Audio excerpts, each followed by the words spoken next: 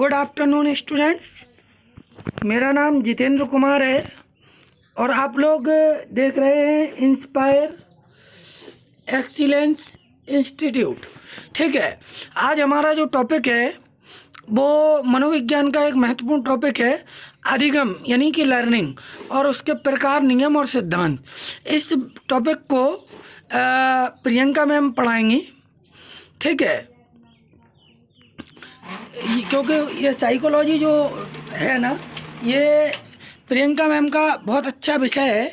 ठीक है, सो आप लोगों से विनम्र निवेदन है, शुरू हो टॉपिक कि आप हमारे चैनल इंस्पायर एक्सीलेंस को अधिक से अधिक सब्सक्राइब करें और वीडियो को ज़्यादा से ज़्यादा शेयर करें, लाइक करें। ठीक है, चलिए शुरू करते हैं। शुरू करते हैं तो मैम शुरू करेंगी। चलिए शुरू होता है टॉपिक। अधिगम। अधिगम का अर्थ है सीखना, लर्निंग। इंग्लिश में अधिगम कहते हैं लर्निंग, और इसका मतलब क्या है? सीखना। साइकोलॉजी की भाषा में सीखने को ही अधिगम कहा जाता है। नवीन ज्ञान, अनुभव तथा व्यवहार का अर्जन करना ही अधिगम है। ज़रूरी नहीं कि स्कूली ज्ञान को ही अधिगम कहा जाए। नया ज्ञान कोई भी हो, अनुभव हो या व्यवहार हो, जिसको हम सीखते हैं नई चीज़ को, उसे क्या कहा जाएगा? उसे अधिगम कहा जाएगा। तो क्या है? किसी भी नई चीज़ को, नए कार्य को करना सीखना ही अधिगम है। व्यक्ति द्वारा स्वयं के अनुभव तथा वातावरण की सहायता से अपने व्यवहार में सकारात्मक तथा स्थायी परिवर्तन की प्रक्रिया ही अधिगम है। व्यक्ति द्वारा, जब कोई व्यक्ति खुद के अनुभव मतलब कोई कार्य करने के बाद जब वो सीखता है और वातावरण की सहायता, जैसे कोई व्यक्ति खुद कार्य कर रहा है और वातावरण का सहयोग भी देख रहा है, और उसके व्यवहार में जो परिवर्तन होता है वो भी कैसा होना चाहिए? परिवर्तन कैसा होना चाहिए? पॉजिटिव होना चाहिए, सकारात्मक परिवर्तन होना चाहिए। तो उसे क्या कहेंगे? उसे अधिगम कहेंगे। उसे क्या कहेंगे? अधिगम कहेंगे।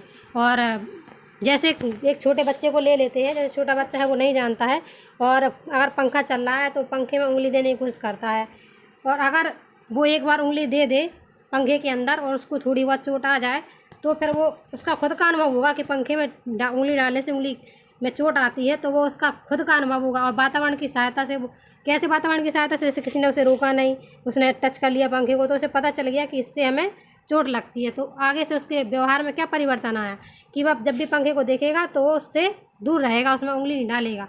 तो उसके व्यवहार में क्या सकारात्मक और स्थायी परिवर्तन आया। उसको क्या कहेंगे? अधिगम। अधिगम की विशेषताएँ। अधिगम की विशेषता, पहली विशेषता क्या है? अधिगम आजीवन चलने वाली प्रक्रिया। कैसी है?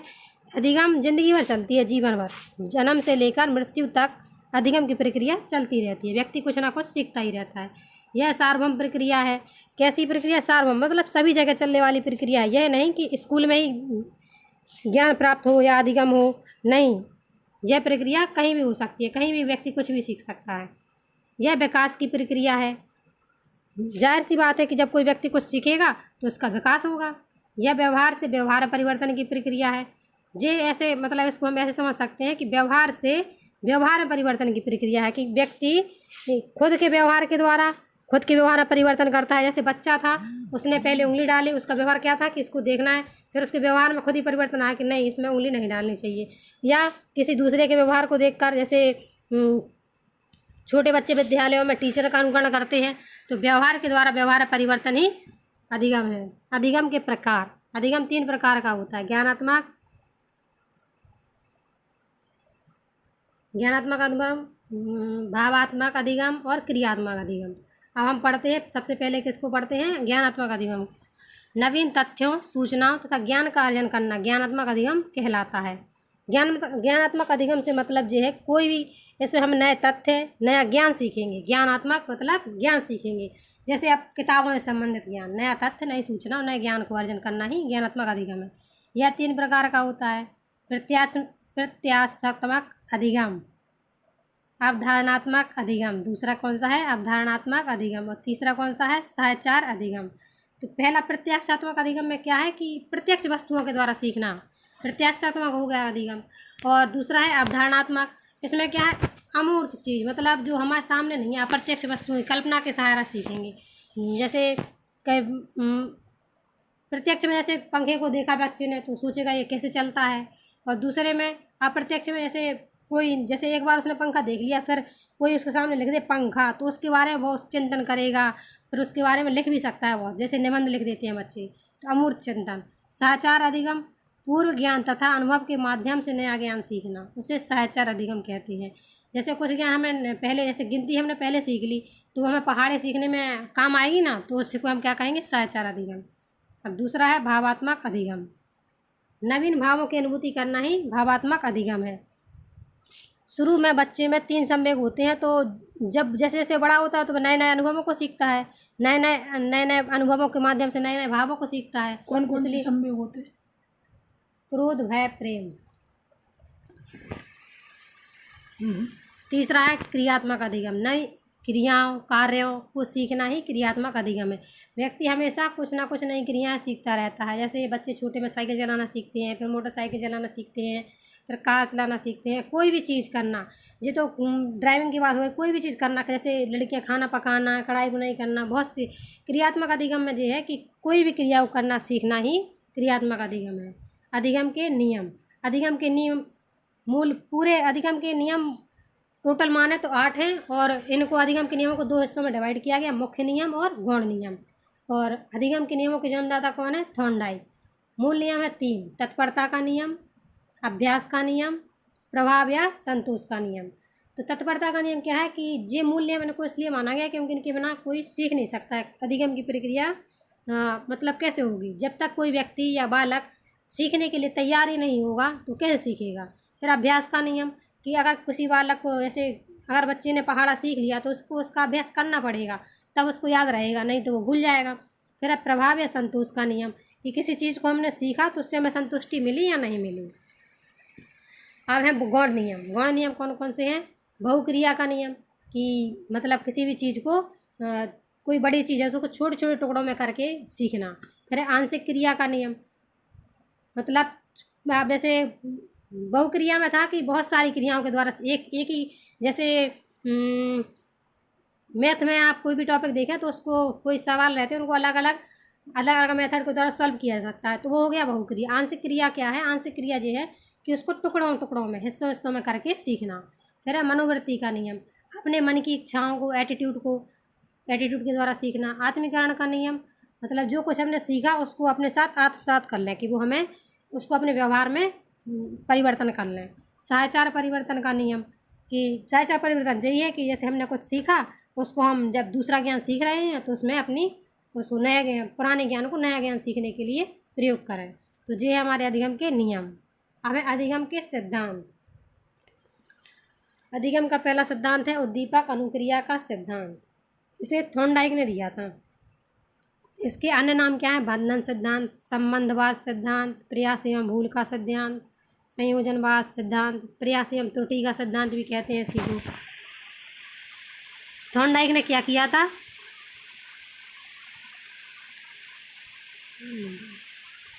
थॉर्नडाइक के अनुसार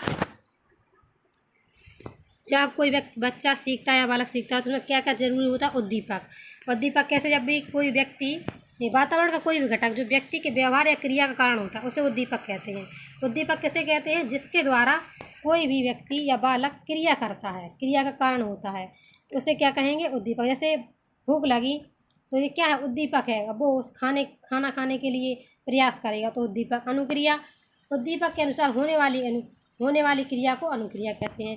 जैसे भूख लगी तो खाना खाएगा, जाहिर सी बात है, तो उसकी दूसरी क्रिया कौन सी हुई? खाना खाने की। अधिगम उद्दीपक एवं अनुक्रिया के बीच संबंध स्थापित कर लेना ही अधिगम है।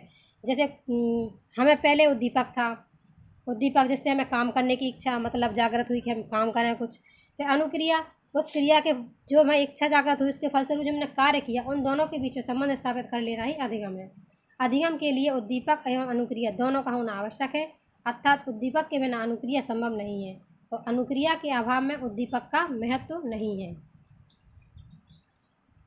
भूल सुधार, व्यवहार के प्रारंभ में भूल होना स्वाभाविक है तथा बार बार प्रयत्न करने से निरंतर सुधार होता है। जाहिर सी बात है कि व्यक्ति जैसे जब हम कुछ सीखेंगे तो पहले गलतियां करेंगे उसमें, फिर उसमें बाद में जब हम लगातार उसको करते रहेंगे तो हमारी गलतियाँ धीरे धीरे ख़त्म हो जाएंगी। इन्होंने थॉर्नडाइक ने एक बिल्ली के ऊपर प्रयोग किया था, उसी को ये बिल्ली के ऊपर ने ये इम्पोर्टेंट भी है कि थॉर्नडाइक ने किसके ऊपर प्रयोग किया था, तो इनने बिल्ली के ऊपर प्रयोग किया था। इनने बिल्ली के ऊपर प्रयोग किया था। क्या किया था? इनने बिल्ली को एक बॉक्स में बंद कर दिया था और बिल्ली के बाहर खाना रखते थे जी। तो बिल्ली के बॉक्स के अंदर एक ऐसा लीवर था या बटन था जिसको दबा, अगर बिल्ली का पंजा से दबा दे उस बिल्ली पंजे से, तो उसका दरवाज़ा खुल जाता था और बिल्ली खाना खा लेती थी। तो धीरे धीरे सबसे पहले खाना रख किया कि बिल्ली ने बहुत उछल कूद की, लेकिन फिर उसको मतलब बहुत देर बाद उसने खाना खा पाया। फिर दूसरी बार में, फिर तीसरी बार में, लगातार जब ये क्रिया होती रही तो अंत तक क्या हुआ? अभ्यास के द्वारा ये हुआ कि उसकी भूल सुधर गई और जैसे ही खाना आता था वो बटन वैसे ही दबाती थी और बाहर निकल के खाना खा लेती थी।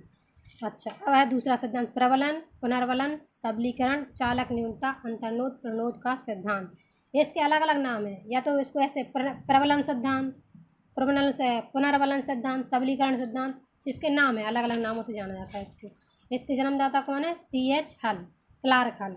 आवश्यकता, चालक, अंतर्नोद, प्रणोद, प्रोत्साहन, ये इसके चरण है। सबसे पहले किसी चीज़ की आवश्यकता होगी व्यक्ति को, जब आवश्यकता उत्पन्न होगी तो व्यक्ति के मन मस्तिष्क में एक अलग से भाव उत्पन्न होंगे, उसको तो उसे क्या कहेंगे? अंतर्नोद, प्रणोद कहते हैं। फिर है प्रोत्साहन, जब मतलब उसके अंदर जो भावना उत्पन्न हुई या जो भी उत्पन्न मतलब उसे प्राप्त करने की जो इच्छा हुई, उसे मन में जो भी उसकी विचलित हुआ, फिर जैसे उसको प्राप्त कर लेता है तो उसे प्रोत्साहन मिलता है। इसके अनुसार मानव व्यवहार का कारण आवश्यकताएं होती हैं।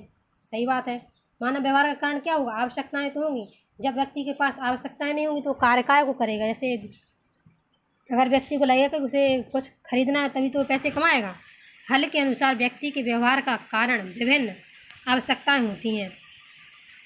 किसी वस्तु या सेवा का अभाव, आवश्यकता क्या होती है? किसी वस्तु या सेवा का अभाव आवश्यकता है।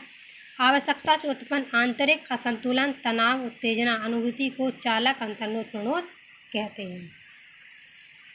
चालक व्यक्ति को आवश्यकता पूर्ति के लिए प्रेरित करता है।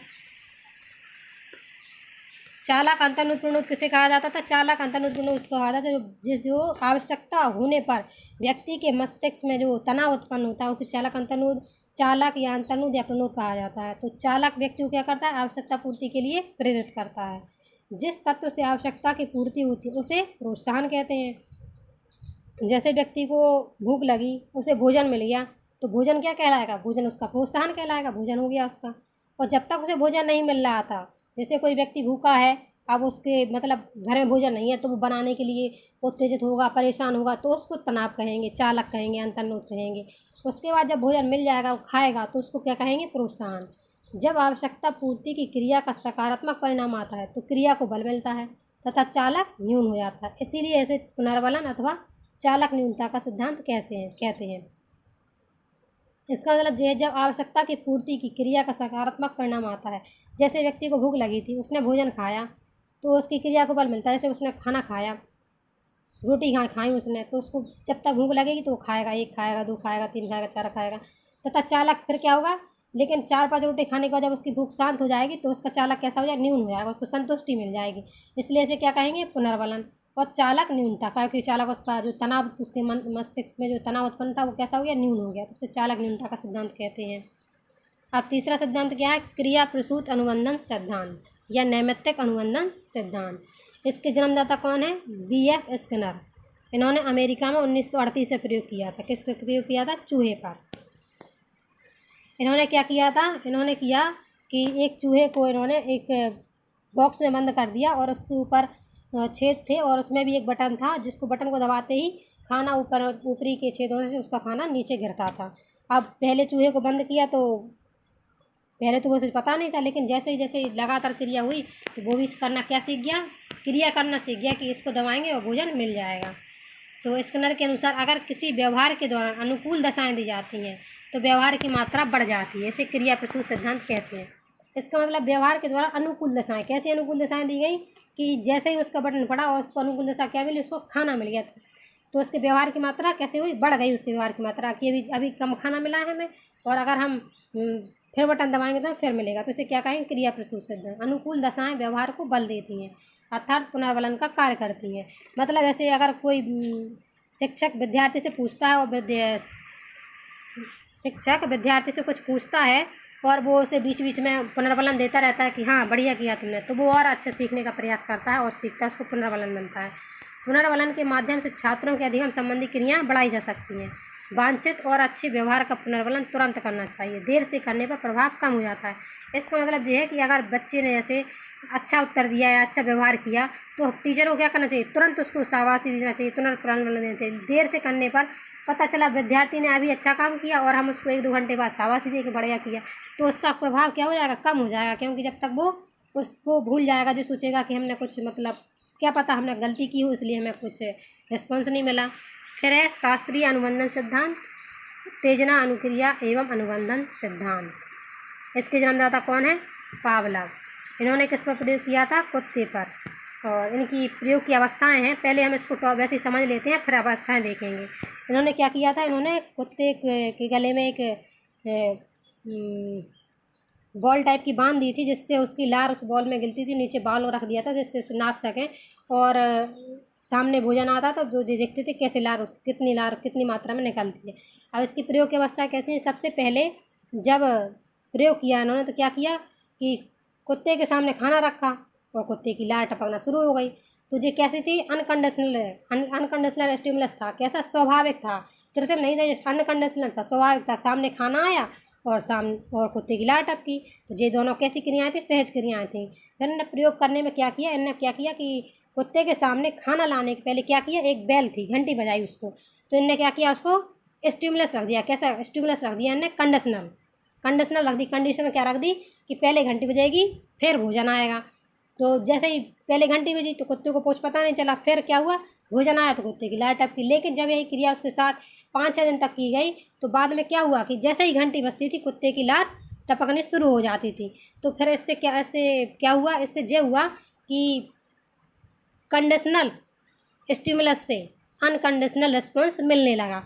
अनकंडीशनल रिस्पॉन्स कैसे मिलने लगा कि घंटी बजी, भोजन तो आया नहीं है उसके सामने, लेकिन फिर भी उसकी लार आ गई। लार तो स्वाभाविक है ना, तो कंडीशनल स्टिमुलस से अनकंडीशनल रिस्पॉन्स मिलना प्रारंभ हो गया। इसको क्या कहेंगे, शास्त्रीय अनुबंधन सिद्धांत। ये वीडियो अगर आप लोगों को अच्छा लगे तो ज़्यादा से ज़्यादा सब्सक्राइब कीजिए चैनल को, वीडियो को ज़्यादा से ज़्यादा शेयर कीजिए और लाइक कीजिए, कमेंट कीजिए। Thank you for watching this video.